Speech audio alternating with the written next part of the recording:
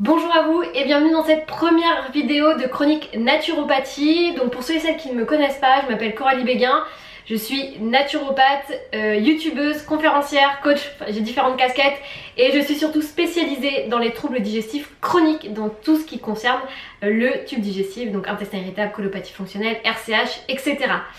Aujourd'hui je lance ma première vidéo sur les chroniques naturaux. C'est un sujet qui me portait vraiment à cœur parce que je reçois beaucoup de messages sur Instagram, Facebook, YouTube.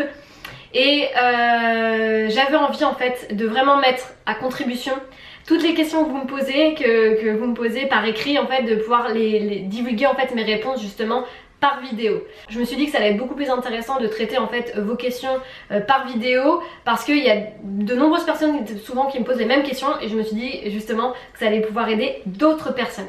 Alors la première question avec laquelle on commence pour cette première chronique naturo, je vous la donne. Bonjour Coralie, merci pour tous tes conseils. Tu parles beaucoup des fruits et notamment des fruits à mettre en dehors des repas. Quels fruits doit-on privilégier pour la collation? Alors merci déjà tout d'abord pour cette question parce qu'effectivement ça va intéresser de nombreuses personnes. Parce qu'aujourd'hui on est totalement perdu sur la consommation des fruits.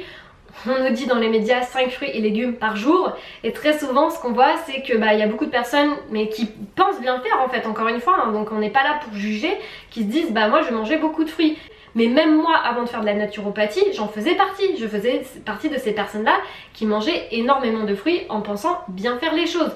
Donc on n'est pas du tout là pour jeter la pierre, on est là pour justement donner des conseils et avancer ensemble vers une meilleure santé et une suppression des troubles digestifs. Donc les fruits, tous les fruits vont se prendre en collation uniquement à 17h30. Quels fruits? Eh bien ça dépend de la saison. C'est-à-dire que si vous êtes dans le Nord-Pas-de-Calais comme moi, là où il fait froid, eh bien par exemple on va manger des pommes en hiver ou on peut manger effectivement des compotes par exemple qui vont tendance à avoir réchauffé l'organisme.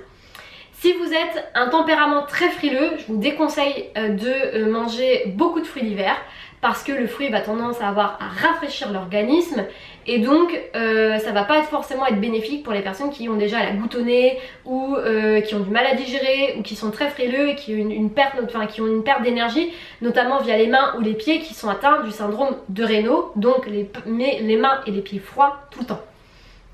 Là on partira plus vers des aliments un peu plus chauds, réconfortants, par exemple une compote avec de la cannelle, ça sera idéal en collation vers 17h30.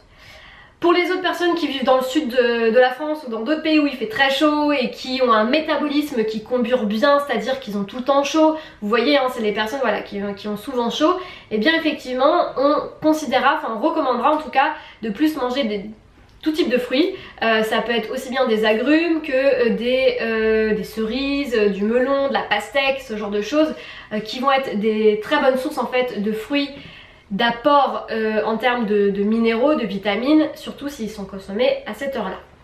Donc on va pouvoir manger ce type d'aliments, ce type de fruits, effectivement entre 17h et 18h. Encore une fois, si vous avez une digestion qui est perturbée, vous souffrez d'intestin irritable, de colopathie, faites simple, mangez pas 6 fruits, mangez une seule source de fruits. Sinon, encore une fois, vous allez multiplier les enzymes, vous allez multiplier le temps de travail, ralentir la sphère enzymatique de digestion au niveau de la sphère stomacale et intestinale. Donc faites simple, plus c'est simple, plus c'est digeste, mieux vous digérez. Voilà, c'est ça ce qu'il faut retenir. Donc 1 ou 2 fruits de saison et effectivement quels fruits, et bien ça c'est en fonction aussi de ce que vous aimez. Le but encore une fois étant de varier parce que plus vous variez, plus vous faites votre immunité. Et donc effectivement voilà, prenez ce que vous aimez, hein. Si vous aimez les clémentines, prenez des clémentines. Si vous aimez les oranges, prenez des oranges. Si vous aimez les cerises, prenez des cerises. Encore une fois, privilégiez aussi les fruits de saison et en fonction de votre lieu d'habitation. S'il y a très peu de fruits l'hiver, c'est pas pour vous embêter, c'est pour la simple et bonne raison, c'est que la terre est bien faite et que juge que vous n'avez pas besoin beaucoup de fruits l'hiver. Donc après avec l'exportation etc, on a changé nos habitudes de consommation, mais rappelez-vous que normalement le lieu d'habitation, comment on fonctionne avec l'agriculture etc, c'est la meilleure alimentation qu'on puisse avoir de saison en fonction de là où on vit. J'espère avoir répondu à cette première question. J'espère que ce nouveau format de vidéo vous plaira. Si vous avez vous aussi envie d'envoyer votre question, vous avez l'adresse mail juste en dessous également pour participer aux chroniques naturaux pour que je puisse vous répondre et vous donner les meilleurs conseils en vidéo.